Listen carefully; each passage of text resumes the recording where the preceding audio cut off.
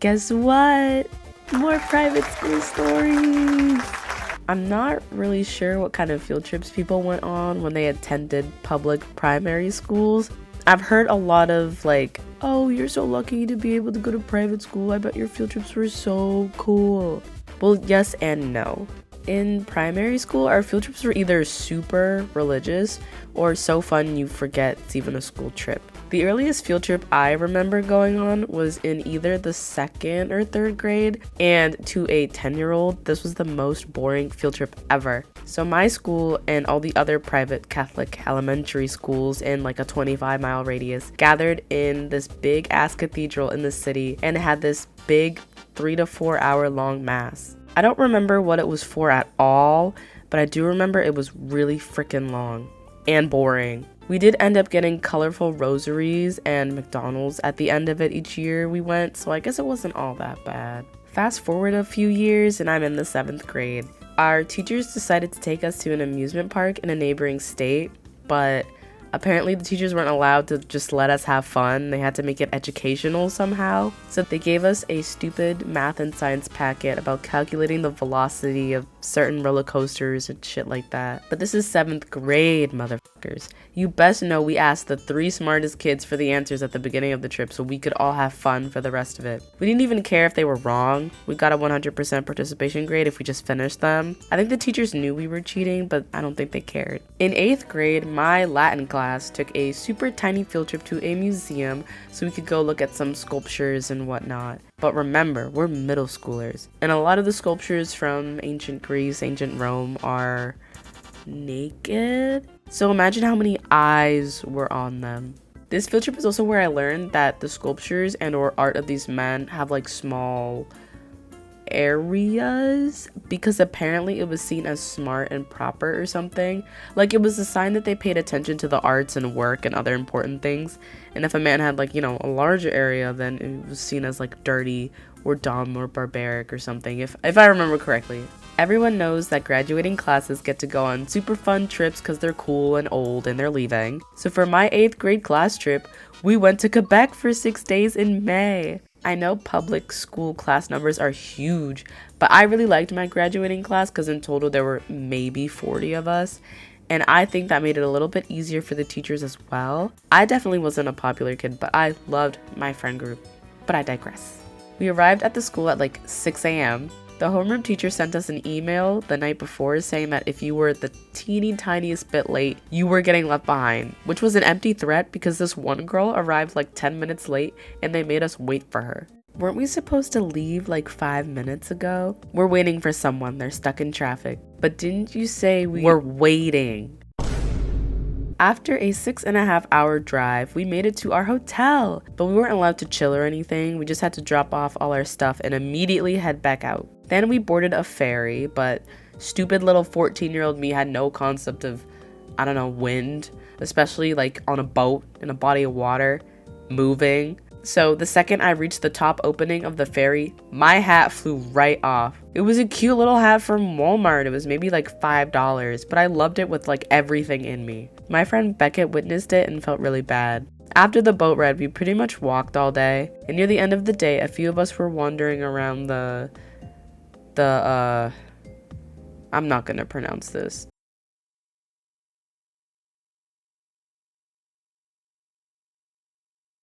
Faire monte le château Frontenac. That. Trying to figure out the scavenger hunt the chaperones gave us. Me and my friends Beckett, Philip, Jocelyn, and a few others were looking around for clues and whatnot. I was holding my camera when all of a sudden, I hear this, "Watch out!" and immediately get shoved to the ground. I was on the ground for a bit. It didn't hurt that bad, I was just being a little dramatic. What happened? We were betting on who could run backwards the farthest. I told you to watch out, you should have moved. My issue wasn't as bad as someone else's. There was this really old wooden gazebo near the boardwalk, and some of us went over to check it out. I can't really remember how or why it happened, but this one girl standing in the gazebo turned around really quickly and smacked the side of her head against an exposed nail, freaking the literal fuck out. I ran to get one of the chaperones. The girl ended up going to the hospital with the chaperone I brought over, but I don't really remember what happened to her after that. Overall, the Quebec trip was very fun. I shared a hotel room with my friends and we stayed up for hours almost every night. We had some cool French breakfasts. We walked around and took pictures. We celebrated Beckett's birthday. They even ended up buying me a new hat to replace my other one. Fun fact, there's a YouTube video out there that Beckett made vlogging the entire trip, and I think about it every now and then. 10 out of 10 experience. I'd definitely visit Quebec with friends again.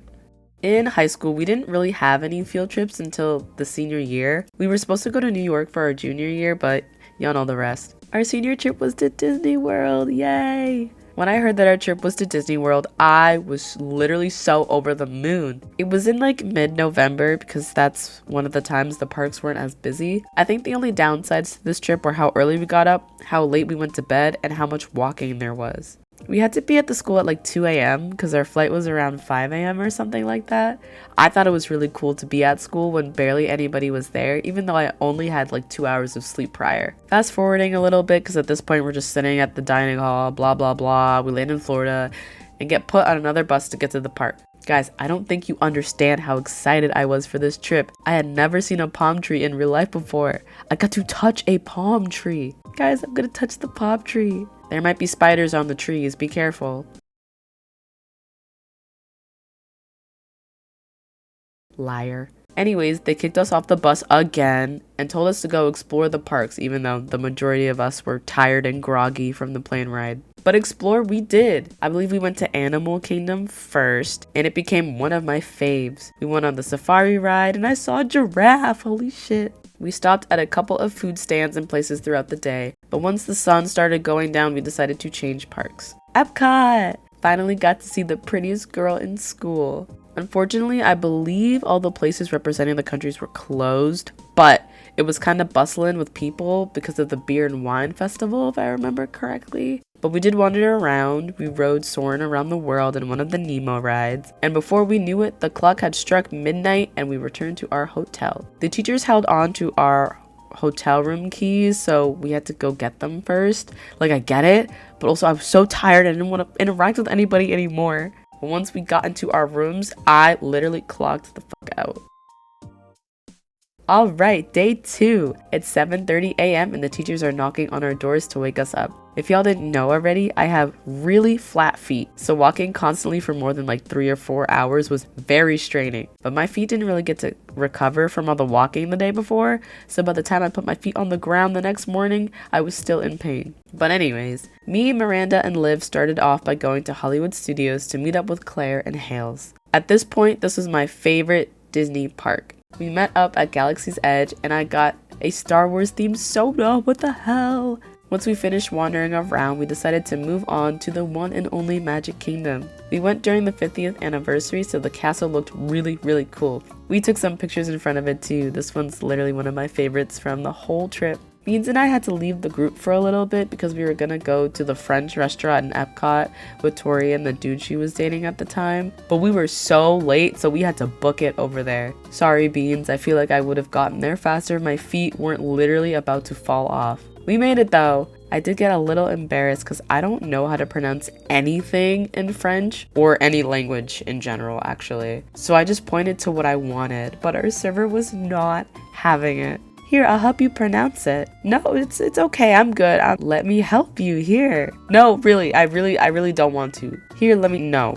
Here's a cute picture of Beans I took at the restaurant. Yay. Next day, the gang woke up early as per usual and went back to Epcot to try a bunch of the foods and buy a couple souvenirs. Since I had no idea how to use chopsticks and still don't to this day, Beans and I went to the China Pavilion and bought a pair of trainer chopsticks. That night, we had our class dinner. I don't remember what we had per se, but I do remember our group complaining about the food because I think it was pretty shit. Afterward, we headed over to the giant lake pond thing in the middle of all the country pavilions and watched some really cool fireworks. The day after that was our last full day there. Can't really remember what we did, but we did revisit a lot of the parks, watched another fireworks show, and I'm pretty sure Miranda and I got caught in the rain on our way back. As we did every day, we woke up early, but we grabbed all of our luggage and boarded the buses back to the airport. A 3.5-hour flight and another bus ride later, we arrived back at the school around like 10:30, 11 a.m. The second I got home, I hit my bed and clocked out. You're probably thinking, Saf, your field trip sounds so average. Well, that's because for the 6 of us, it was. Besides my friend group and another group of girls we were friends with, I believe like every other group had some sort of drama or problem. We had such a carefree trip that hearing about all the shit that happened once we got back home was so surprising. This one girl had some kind of heart problem, I believe, and she didn't tell any of her friends that she had it, and had to seek medical attention after riding a roller coaster like 3 times consecutively. She was told to just spend the next day resting and that she'd be able to go back out the day after, but she didn't listen and ended up riding the same ride again and had to go home early. I was sitting in one of those buses that take you back to your hotel, and there were these girls behind me talking about how someone was trying to steal her man or something. Yeah, but I don't know why she's talking to him, but should I, like, say something to her? Yeah, I definitely think you should. Yeah, 100%. The main bit of drama was about these people that we'll call Vanessa, Penelope, and Dane. Vanessa and Dane were supposed to be, like, that high school couple, you know, like the signature one and everything. But Vanessa broke up with Dane for reasons unknown to me. But during the Disney trip, however, Dane fell in love with Penelope and vice versa. Vanessa found out about it and became like super jealous, which doesn't really make sense to me because she's the one that broke it off. She tried to make their lives like miserable, ended up failing, but that's what everyone was like talking about afterwards. This relationship is like Gabby approved. They're still dating and everything. Super cute. Also, one of the buses hit a wall on the highway on our way back to school, and its right rearview mirror broke off. RIP bus number 2.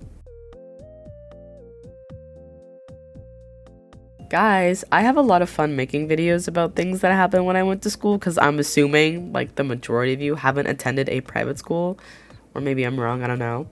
But now that we have 2 private prep school stories, we got our first public playlist. Let's go. This story involved so many layers that I had to make a second canvas because I used all 254. Also, I'm sorry if I sounded kind of nasally during the video. I got sick again. Like I just recovered from a fever like yesterday. Ugh. Another thing is I'm going to be moving out at the end of the month. So I'm unfortunately going to have like another indefinite pause on making videos. I don't know how long it'll be. Maybe it'll be like a week. Maybe it'll be like 2 months. I don't know. But I will do my best to post art and keep y'all updated. Love you guys. Oh my goodness. Anyway, thank you for watching. Like and subscribe for more. I'm probably gonna make like another like sentimental deep thought video. I like making funny content that'll make you guys laugh, but I also kind of like making videos that'll make you guys like think. It's like a bit of a shift that I didn't really see coming, but I'm like vibing with it. I want to make videos that'll also make people think and that people will like relate to. I don't know. That's what I'm thinking. But anyways, I'll see you guys later. Bye.